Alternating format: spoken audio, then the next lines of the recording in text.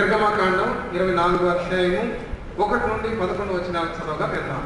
మరియు ఆయన మోషేతో ఇట్లనెను, నీవును అహరోను నాదాబును అబీహును ఇశ్రాయేలు పెద్దలు 70 మంది యెహోవా యొద్దకు ఎక్కి వచ్చి దూరమున సాగిలపడుడి.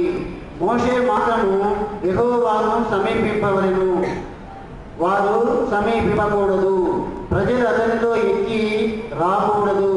మోషే వచ్చి యెహోవా మాటలన్నింటినీ విధులన్నింటినీ ప్రజలతో వివరించి చెప్పెను. ప్రజలందరూ యెహోవా చెప్పిన మాటలన్నిటి ప్రకారము చేసేదమని ఏక శబ్దముతో ఉత్తరమిచ్చిరి. మరియు మోషే యెహోవా మాటలన్నింటినీ వ్రాసి ఉదయమందు లేచి ఆ కొండ దిగువను బలిపీఠమును ఇశ్రాయేలు 12 గోత్రముల చొప్పున 12 స్తంభములను కట్టి ఇశ్రాయేలీయులు యవ్వనస్తులను పంపగా వారు దహనబలులను నర్పించి యెహోవాకు సమాధాన బలుగా కోడెలను వధించిరి. అప్పుడు మోషే వాటి రక్తములో సగము తీసుకుని పళ్ళెములలో పోసి ఆ రక్తములో సగము బలిపీఠము మీద ప్రోక్షించెను. అతడు నిబంధన గ్రంథమును తీసుకుని ప్రజలకు వినిపింపగా వారు యెహోవా చెప్పినవన్నీ చేయుచు విజయమై ఉండుమనిది. అప్పుడు మోషే రక్తమును తీసుకొని ప్రజల మీద ప్రోక్షించి, ఇదిగో ఈ సంగతులన్నిటి విషయమై యెహోవా మీతో చేసిన నిబంధన రక్తము ఇదే అని చెప్పెను. తరువాత మోషే అహరోనును నాదాబును అబీహు ఇశ్రాయేలీల పెద్దలలో 70 మంది ఎక్కిపోయి ఇశ్రాయేలు దేవుని చూచిరి. ఆయన పాదముల క్రింద నిగనిగలాడు నీలమయమైన వస్తువు వంటిదియు ఆకాశ మండలపు తేజము వంటిదియు ఉండెను. ఆయన ఇశ్రాయేలులోని ప్రధానులను ఏ హానియు చేయలేదు. వారు దేవుని చూచి అన్నపానములు పుచ్చుకొనిరి. దేవునికి మహిమ కలుగుగాక. ఈ దినం నా దేవుని మాటలు వినడానికి, దైవాశీర్వాదం పొందుకున్నటకు విశ్వాసంతోనూ దేవుని ఆత్మ నడిపింపుతోనూ ఆయన దివ్య సన్నిధానం చేసిన నా తోటి సహోదరులైనా, ప్రియులైనా, పెద్దలైనా, పిల్లలైనా, గౌరవనీయులైన మీ అందరికీ కూడా ప్రభు అయిన యేసుక్రీస్తు నామమున నా హృదయపూర్వక ధన్యవాదాలు తెలియజేసుకుంటూ ఉన్నా. దేవుడు మిమ్మల్ని ఆశీర్వదించును గాక. ప్రియులారా, ఈ దినం మనం నేర్చుకోబోతున్న అంశం ఆలయ అనుభవం. ఆలయ అనుభవం. తండ్రి దేవుడు మోషేని, ఇశ్రాయేలు పెద్దలలో 70 మందిని, నాదాబు అబీహును వాళ్ళందరితో మాట్లాడుతూ, ఎవరు కూడా ఈ స్థలానికి ఎక్కి రా, మోషే ఒక్కడే ఎక్కి రావాలి, తగ్మా వాళ్ళందరూ దూరంగా నిల్చోవాలి, ఇక్కడికి రావడానికి వీలు లేదు, వస్తే నేను ఊరుకోను అని చెప్తున్నాడు. ఆ తర్వాత మోషే దేవుని ఆహ్వానం మేరకు వెళ్ళి దేవుడు ఏమి చెబితే అవి తీసుకొచ్చి అక్కడున్న యాజకులకు, నాయకులకు, పెద్దలకు, యవనస్తులకు తెలియజేసినప్పుడు, దేవుడి చిత్త ప్రకారం వీళ్ళందరూ చేసినప్పుడు ఆ తర్వాత దేవుడు వాళ్ళని అనుమతించాడు. వాళ్ళందరికీ దర్శన భాగ్యాన్ని ఇచ్చాడు. 2వ వచనం చూస్తున్న వారు దేవుణ్ణి చూచిరి, దేవుడిని చూచి అన్నపానములు పుచ్చుకొనిరి. దయచేసి గమనించండి, ముందు చదువుకున్న భాగంలో మోషే తప్ప మీరెవ్వరూ రావడానికి వీలు లేదు అన్నాడు దేవుడు. మోషే వెళ్ళి దేవుని మనస్సును తన పిల్లలతో చెప్పినప్పుడు, వాళ్ళందరూ దేవుడు మోషేతో చెప్పినట్టుగా వీళ్ళు చేసినప్పుడు అందరినీ దేవుడు రాణించాడు. అందరికీ ఆయన దివ్య దర్శన భాగ్యాన్ని ఇచ్చాడు. అందరూ సంతోషంగా కలిసి భోజనం చేశారు. అదేవిధంగా నేటి నాడులో ఆలయంలోకి మనం రావాలి అంటే, ఆలయంలో నిలవాలి అంటే, ఆలయంలో దేవుని ప్రసన్నతను మనం చూడాలి అంటే, ఆయన ప్రత్యక్షతను మనం కనుగొనాలి అంటే, ఆయన సన్నిధిలో మనం కూడి మనమందరం భోజనం చేయాలి అంటే ఈ అనుభవం అవసరం. వాళ్ళు ఏం చేశారో మనం కూడా ఆ విధంగా నేర్చుకుని అలా చేస్తూ ఉన్నప్పుడు మనకు కూడా దర్శన భాగ్యం, ఆలయంలో ఆయనను ఆరాధించే భాగ్యం ఉంటుంది. దయచేసి ప్రియులారా గమనించండి, వాళ్ళు చేసిన క్రమాన్ని కొద్ది కొద్దిగా మీకు జ్ఞాపకం చేస్తాను. ఈ దినం మరి ఇప్పటికే 11:30 అయిపోయింది. ఆల్రెడీ మనం ప్రతిష్టతలో ఉన్నాం కనుక ఒక అరగంట ఆగినా కూడా ఇబ్బంది పడద్దు. ఈ ఆలయ అనుభవాన్ని మీ హృదయంలో నిలిచిపోయేలా ఉండాలి. మన జీవితకాలం అంతా ఈ క్రమాన్ని తప్పిపోకూడదు. ఇక్కడ మనం చదివిన మాటలు చూస్తూ ఉన్నా యాజకులు ఉన్నారు, పెద్దలు ఉన్నారు, విశ్వాసులు ఉన్నారు, నాయకులు ఉన్నారు, యవనస్తులు ఉన్నారు. సంఘం బాగుపడాలన్నా, సంఘం పాడైపోవాలన్నా వీళ్ళే కారణం. యాజకుడు, నాయకుడు, విశ్వాసులు, యవనస్తులు, పెద్దలు. సంఘం బాగుపడాలన్నా వీళ్ళే, సంఘం పాడైపోవాలన్నా వీళ్ళ చేతుల్లోనే ఉంటుంది. వీళ్ళు కరెక్ట్గా ఉంటే దేవుని ముఖ దర్శనం ప్రసాదింపబడుతుంది.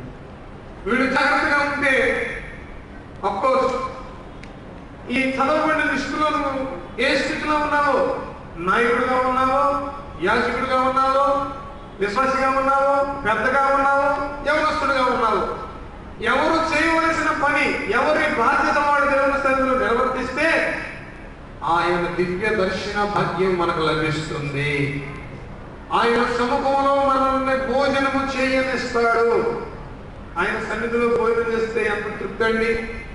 ఆయన సన్నిధిలో మనం కలిసి ఉంటే ఎంత ఆనందం అండి. మరి ఆయన సన్నిధిలో మనం రానివ్వడం అంటే ఎంత సంతోషం అండి.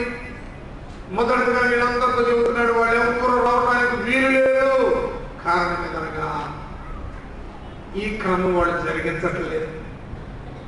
ఎవరి ఇష్టానికి వాళ్ళు నడుస్తున్నారు, ఎవరి ఇష్టానుసారంగా వారు జీవిస్తూ ఉన్నారు. ఎవరు నడిచినట్టుగా ఎవరి ఇష్టానుసారంగా నడిచే వాళ్ళు నా సన్నిధిలో అవసరం లేదు. వాళ్ళు నా భక్తులు కాదు, నా బిడ్డలు కాదు, నాకు అవసరం లేదు. వాళ్ళు నేను ఎలా చేయను అంటున్నాడు. మోషే ఒక్కడే రావాలంటున్నాడు. మనకు చూస్తే నిర్గమకాండము 24వ అధ్యాయము 1-2 వచనాల్లో రాయబడింది. అది చూపుతున్నాను వినండి. మోషే ఒక్కడే నా సముఖానికి రావాలి. ప్రత్యేకత ఏర్పరుచుకున్నవాడు, అభిషేకించబడినవాడు, తన ప్రజలను విడిపించడానికి పంపబడినవాడు మోషే.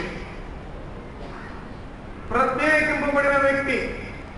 ఆయన ఎలా ఉన్నాడో, ఎంత జాగ్రత్తగా ఉన్నాడో, దేవుడు ఎంత బలంగా ఉన్నాడో, ఎంత పట్టుదల కలిగి ఉన్నాడో, ఎంత నిజాయితీపరుడుగా ఉన్నాడో, దేవుని పని అంటే ఎంత లక్ష్య పెట్టి ఉన్నాడో. ఈనాటి కావరులు కూడా అలా ఉన్నప్పుడు మాత్రమే దేవుని సన్నిధిలో వారు నిలిచే భాగ్యం ఉంటుంది. మోషే గారు స్వార్థం లేని, కోపం లేని, దేవుని యొక్క విచారణ చేసి దేవునికి ఇష్టకరంగా నడిచేటువంటి గొప్ప సేవకుడు, నాయకుడు, యాజకుడు. ఈ దినాల్లో చాలా మంది మోషే గారు ఉండట్లేదు. 27 22 వచనాలు, యెషయా 57 10-12 వచనాలు, ఇర్మియా 23 వచనాల్లో రాయబడిన ప్రకారం ఈ కాపరులు విచారణ చేయరు. ఈ కాపరులు పశుప్రాయులు. ఈ కాపరులు బుద్ధి లేని సుఖానుభవాన్ని కోరుకునేవాడు. అందుకని వీళ్ళకి దేవుని యొక్క విచారణ చేసే అనుభవం లేదు. తినుము, తాగుము, సుఖించము అన్నట్టుగానే నేటి దినాల్లో చాలా మంది కాపరులు ఉన్నారు. వారి ఇష్టానుసారంగా సుఖభోగములకి బుద్ధి లేని సుఖాలకు అలవాటు పడితే దేవుని దగ్గరకు వచ్చే అవకాశమే లేదు. దేవుని చూసే అవకాశమే లేదు. దేవుని ప్రేమ తెలియజేసే అవకాశమే లేదు. వీళ్ళరా అలా ఉన్న కాపురుల సంగతి దేవుడే చూసుకుంటాడు. మన జాగ్రత్తలో మనం ఉండాలి. మోషే గారు ఎలా ఉన్నాడో, పంపబడిన వ్యక్తి, నీవు వెంబడించే కాపురు కూడా అలా ఉన్నాడా? విచారణ చేసేవాడిగా ఉన్నాడా? ప్రార్థన చేసేవాడిగా ఉన్నాడా? శుద్ధత కలిగి ఉన్నాడా?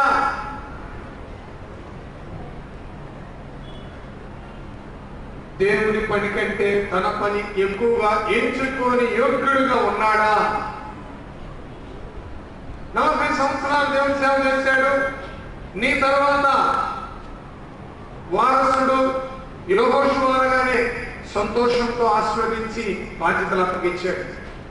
నా కొడుకులు అనలేదు, నా కుటుంబం అనలేదు, నా అన్న కొడుకులు అనలేదు, నా అక్క కొడుకులు అనలేదు. స్వార్థం లేని గొప్ప నాయకుడు, మచ్చలేని గొప్ప యాజకుడు, దేవుడు అత్యంత గొప్పవాడని సాక్ష్యం చెప్పిన వ్యక్తి, భూమి మీద సాత్వికుడు అని పేరు పొందిన గొప్ప సేవకుడు. ఈ దినాలలో సేవకులు అలా ఉన్నారు. అలా ఉన్నప్పుడు దేవుడు నిన్ను అనుమతిస్తాడు, నీతో మాట్లాడడానికి ఇష్టపడతాడు, నీకు తెలియని విషయాన్ని బోధించడానికి సిద్ధపడతాడు. యాజకులైన వారు, సేవకులైన వారు, కాపరులైన వాళ్ళు అలా ఉండాలి. ఎందుకు ఉండాలంటే మోషే మాత్రమే నా దగ్గరికి రావాలి అన్న ఆయనలో ఉన్న గుడ్ క్వాలిటీస్, చాలా మంచి లక్షణాలు చూసుకుంటానికి ఇది సమయం రాదు. కానీ కాపరులు, నాతోటి కాపరులు ఇక్కడ ఎవరైనా ఉన్నట్లయితే మోషేలాగా మీరు బ్రతకాలి, ఆ విధంగా మీరు కొనసాగాలి. అప్పుడు దేవుడు మిమ్మల్ని బలంగా వాడుకుంటాడు, మీకు అప్పగించిన ఆత్మీయ బిడ్డల్ని బహుగా ఆశీర్వదిస్తారు. మోషే గారు మాత్రమే రమ్మన్నప్పుడు మోషే గారు బయలుదేరి వెళ్ళాడు. మోషే గారు బయలుదేరి వెళ్ళినప్పుడు ఇదిగో వీళ్ళకి ఐక్యత లేదు, ఏక మనసు లేదు, ఒకరైనా ఒకరు ఈర్ష్య పడుతున్నారు, ఒకరైనా ఒకరు దుష్ట మాటలు మాట్లాడుకుంటున్నారు, మనిషి దగ్గర మనిషి మాటలు మాట్లాడుకుంటున్నారు. వీళ్ళనా నా సరికి నేను రానిచ్చేది, ఎందుకు నేను ఇలా రానియాలి, వీళ్ళలో ఐక్యత అనేది లేనే లేదు అని దేవుడు తనతో చెప్పాడు. మోషే గారు దిగి వచ్చి అక్కడ ఉన్నటువంటి వాళ్ళందరినీ పిలిచి, అయ్యా మనలో మరి ఏక మనసు లేదంట, ఐక్యత లేదంట, ఏక స్వభావం లేదట, అందుకనే నాతో పాటు మిమ్మల్ని అందరినీ ఆయన సన్నిధికి రావద్దు అంటున్నాడు. నిర్గమకాండం 24:3 వచ్చాం. మోషే వచ్చి యెహోవా మాటలన్నిటినీ విధులన్నిటినీ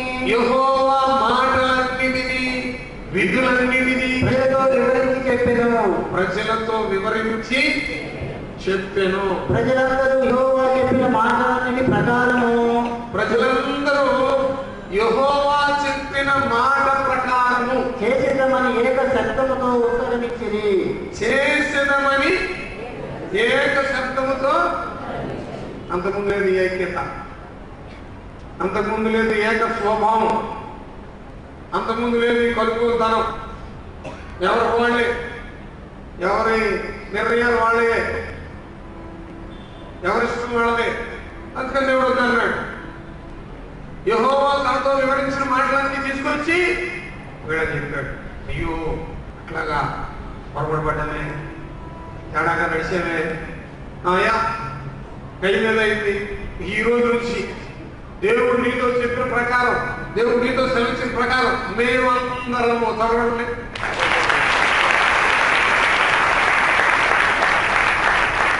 దేవుడికే మహిమ కలుగును గాక. మేమందరము దేవుడు మాతో చెప్పిన ప్రకారం నడుస్తాం. ఐక్యత. ఆ దినాలలో ఆ పెద్దలు, ఆ నాయకులు వారందరూ వారి తప్పిదాన్ని తెలుసుకుని ఏక మనసులోనికి ఎలా వచ్చారో అలాగే నేటి దినాల్లో పరిశుద్ధాత్ముడు మనకు బోధిస్తున్న ఈ మాటలను విన్న ప్రతి ఒక్కరూ మేము మనమందరము దేవుని చిత్తానికి లోబడే వారిగా ఉండాలి. దేవుని పని చేయడంలో, దేవుని చిత్తం నెరవేర్చడంలో, దేవుని ఇష్టంగా ఉండడంలో అందరము ఐక్యతగా ఉండాలి. దేవుని స్తోత్రం. ఐక్యతలో బలం ఉంటుంది, ఐక్యతలో విజయం ఉంటుంది, ఐక్యతలో విడుదల ఉంటుంది. దేవుని స్తోత్రం. ఎక్కడ ఐక్యత ఉంటుందో అక్కడ ఆశీర్వాదము, శాశ్వత జీవము ఉండాలని దేవుడు నిర్ణయించాడు. దేవుని స్తోత్రం. క్రీస్తునందు ప్రియ దేవుని బిడ్డ, మరి కుటుంబంలో, సంఘంలో, బాధ్యతలో రావాలి ఏక మనసు, రావాలి ఐక్యత. దేవుడు నాకొద్దు గెట్ అవుట్ అన్నాడు. మీరు ఇక్కడ నుంచి వెళ్ళి వస్తే ఊరుకోను అన్నాడు. అయ్యా మేము రావడానికి మార్గం చెప్పయ్యా, నేను రాకుండా ఉండలేమయ్యా, అయ్యా నిన్ను విడిచి ఎక్కడికి వెళ్తాం, దయచేసి మేము రావడానికి ఏం చేయాలో చెప్పయ్యా అని కింద నుండి మొరపెట్టుకుంటున్నారు. పైన మోషేతో దేవుడు మాట్లాడాడు. ఇట్లయితే రమ్మన్నాడు. అయ్యా ఇట్లా ఉండాలట అనగానే అందరూ ఏకస్వరంతో దేవుడు చెప్పినట్టే మేము వింటాం, దేవుడు చెప్పినట్టే మేము ఉంటాం. మీరందరూ ఉంటారా? మరి మీరందరూ ఉంటారా? ఐక్యతగా ఉంటారా? ఏకమస్తం ఉంటారా? ఒకళ్ళొకళ్ళు ఉరిగి చూసుకుంటారా? ఒకళ్ళొకళ్ళు ఉరిగి చూసుకుంటే, ఒకళ్ళు ఏమో ఒకళ్ళు ద్వేషం కలిగి ఉంటే, ఒకళ్ళు ఏమో ఒకరు మరి భేదాభిప్రాయం కలిగి ఉంటే దేవుని సన్నిధిలో నిలిచే భాగ్యం మనకి ఉండదు. కనుక మనం అందరూ ఎలా ఉండాలి? చూడండి, ఐక్యతగా ఉండడం వల్ల ఎంత విజయం కలుగుతుందో మీకు తెలియజేస్తాను. యోహాను శుభవార్త 11వ అధ్యాయము 21వ వచనాన్ని చదవగా విందాం. మార్త యేసుతో ప్రభువా నీవు ఇక్కడ ఉండిన ఎడల, మీరు ఇక్కడ ఉండిన ఎడల నా సహోదరుడు చావకుండును. చాలు. మరొకటి చదవండి. 31వ వచనం, 32వ వచనం. యోహాను సువార్త 11వ అధ్యాయం 32వ వచనం. అంతటా మరియా యేసు ఉన్న చోటికి వచ్చి ఆయనను చూచి ఆయన పాదముల మీద పడి ప్రభువా నీవిక్కడ ఉండిన ఎడల నా సహోదరుడు చావకుండెనెను. నా సహోదరుడు. మరి వీళ్ళిద్దరూ ఎప్పుడన్నా కలిసేవాళ్ళ? మరీ మోసాడుంటే మాస్టర్ మోసాడుండే, ఈ మోసాడుంటే ఆ మోసాడుండే, ఈ పని చేస్తే ఆ పని చేసేది. అయితే ఇక్కడ ఇద్దరి నోట ఒకే మాట. ఏంటది?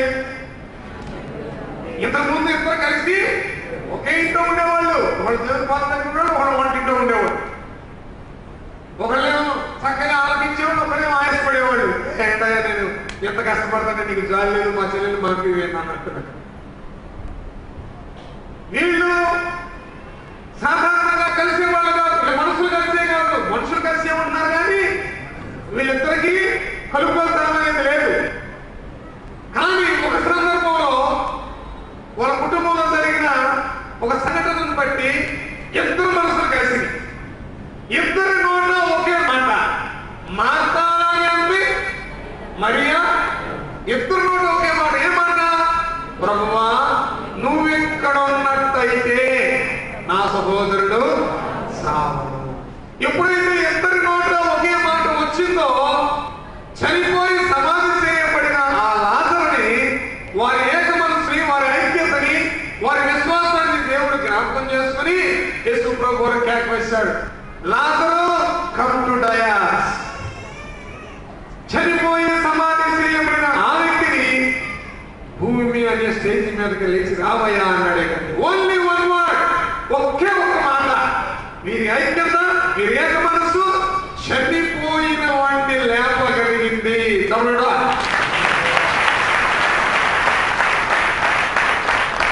ఎంతమంది ఎంతగా ఐక్యత కలిసినప్పుడు మృత్యువుని పారదోలగలిగారు. ఐక్యతలో ఎంత బలం ఉందో చూడండి. మరణాన్ని పారదోలగలిగారు ఐక్యత ద్వారా. ఆ తర్వాత సమాజంలో మనకు కలిగే శ్రమలో ఐక్యత ఎంత గొప్ప విజయం వస్తుందో చెప్తాను. మొదటి దినవృత్తాంత గ్రంథము 19వ అధ్యాయము 10 నుండి 13 వచనం దాకా చదవగా విందా. తాను 2 సైన్యముల మధ్యలో చిక్కుబడి ఉన్నట్టు చూచి యోవాబు ఇశ్రాయేలులోని శ్రేష్ఠులలో పరాక్రమశాలను ఏర్పరచుకొని స్త్రీలలో ఎదురుగా వారిని భక్తులు పిలిచి కడవజనులను అమ్మోనీయులకు ఎదురుగా వ్యూహపరిచి తన సహోదరుడైన అభిషేక్కి అప్పగించి నేను స్త్రీలలో కలపడము నేను నిలువలేకపోయినా నీవు సహాయం చేయవలను. అమ్మోనీయుల పరులకు నీవు నిలవలేకపోయిన కదా నేను సహాయం చేయుదును. ధైర్యము కలిగి యుండుము.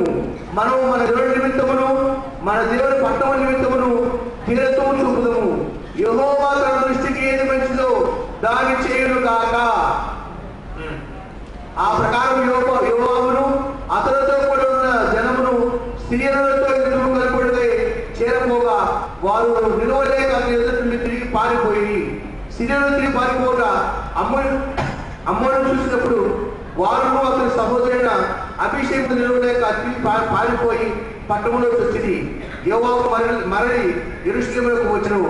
తాము ఇశ్రాయేలు చేతిలో ఓడిపోతామని సిరియను తెలుసుకున్నప్పుడు వారు దూతలను పంపి ఏంటి ఆమెను సిరియను పిలిపించుకొని చూడండి పిల్లరా, 2 దేశాలను ఒక్కసారి మీదకి వచ్చేసారు యుద్ధం చేయడానికి.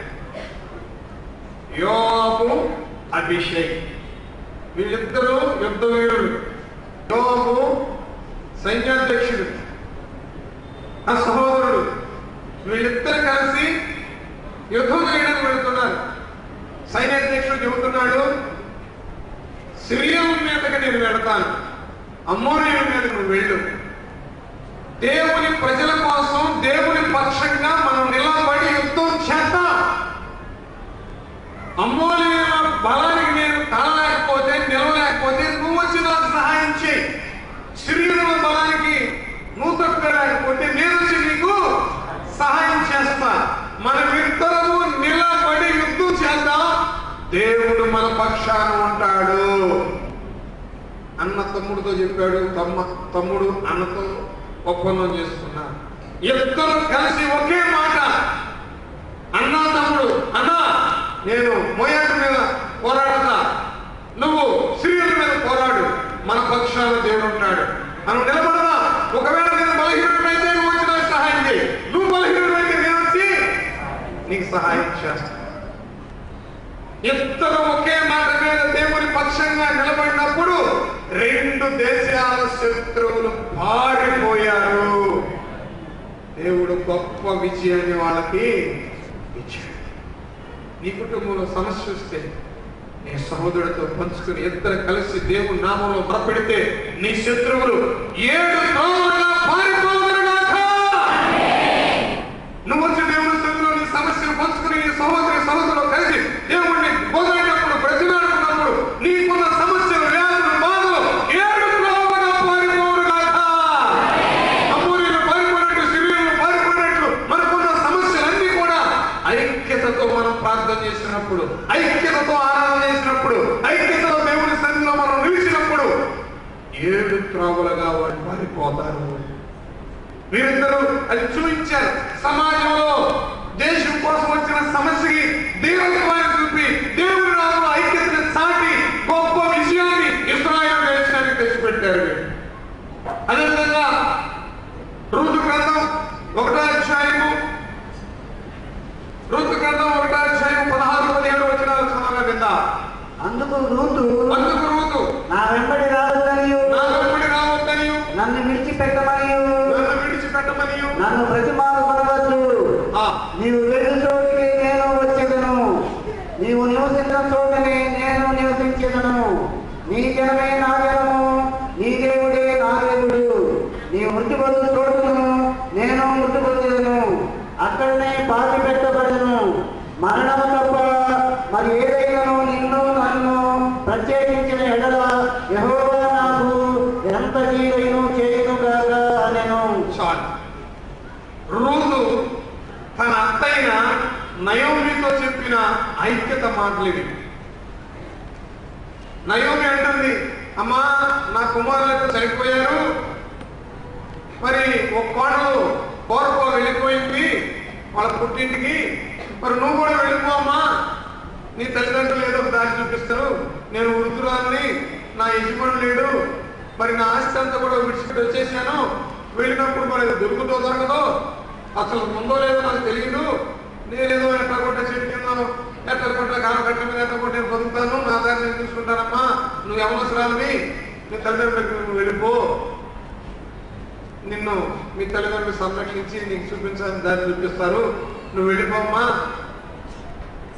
మరి మంచి మనసుతోనే మంచి మాటే చెప్పింది అత్త. కానీ కోడలు అంటుంది, నీ జనమే, నీ దేవుడే, నీ ఊరే, నీ గొయ్యే. జనాలకు అసలు అప్పుడు వచ్చిందేమో చూడు. గొయ్యానికి ఎంత భయమో, ఆకష్టం ఎదేగా. నువ్వు మన్నావు కదా, నువ్వు మరణించుకుంటే మరణము తప్ప నిన్ను నన్ను ఏది వేరు చేసినా. చూసారా, అత్త కోడలలో ఐక్యత. ఇంట్లో ఇంట్లో ఇంట్లో ఎవరెవరో ఐక్యత, అత్త కోడలు. ఏమండి మరి మనకు ఎట్లున్నాము? ఈ నవమి రోజు నేనేం చెప్పేది మీకు, అత్త కోడలు క్షేమం కోరే నయోమిలాగా ఉందా? కోడలు అత్త క్షేమం కోరే ఋతులాగా ఉందా? చూడండి, వీళ్ళిద్దరికి వచ్చిన ఏక మనసు, వీళ్ళిద్దరికి వచ్చిన ఐక్యత, వీళ్ళిద్దరి సహకారం, వీళ్ళిద్దరి ప్రోత్సాహం ఋతుమ్మ గర్భంలో నుండి యేసు ప్రభు వంశాంతరం పుట్టింది. చరిత్రగా తల్లి అయింది. దేవుని నామ స్తోత్రం. బోయాజు ఋతువును బట్టి బాగా గమనించండి, చరిత్రకెక్కింది. కారణం ఐక్యత. వాళ్ళిద్దరు ఐక్యతగా ఉన్నారు, కోడలు అత్త.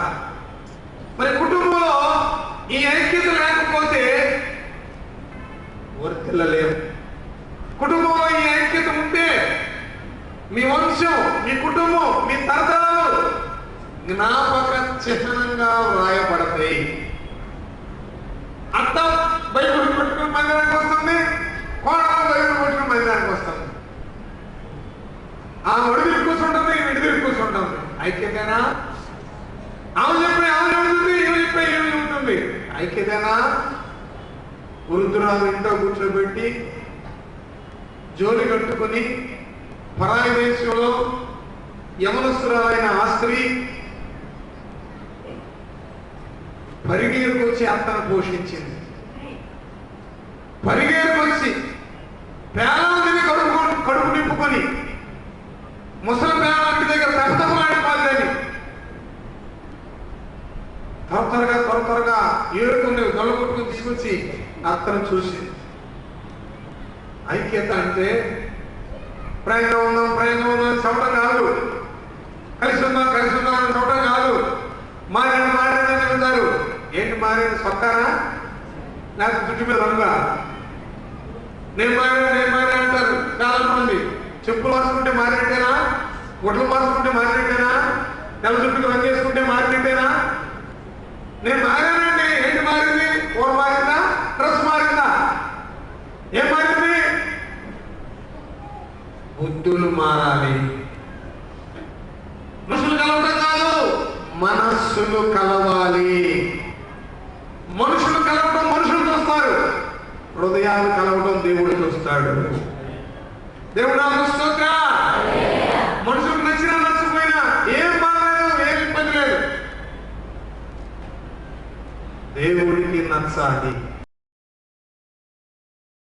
స్తోత్రం. వాగ్దానం చేసిన దేవానికి స్తోత్రం.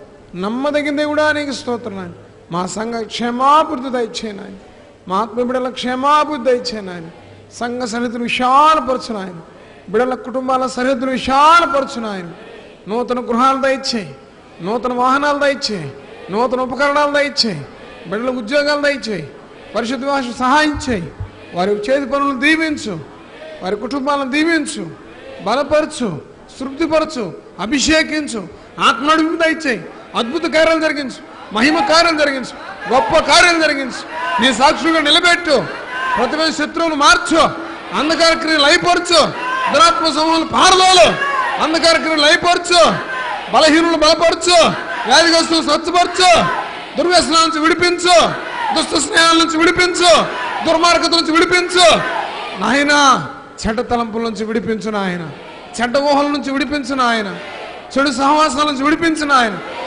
మీ కృపా దీవెన ఆశీర్వాదాలు మా అందరికి దయచేయమని యేసుక్రీస్తు వారి దివ్యనామను ప్రతినాడు వేడుకొని పొంది ఉన్నాము తండ్రి. మన తండ్రి అయిన దేవుని ప్రేమయు, కుమారుడైన యేసుక్రీస్తు వారి కృపయు, పరిశుద్ధాత్మ యొక్క అన్యోన్యత సహవాసం సదాకాలం మనందరికి తోడై నడిపించి మహిమ పొందును గాక.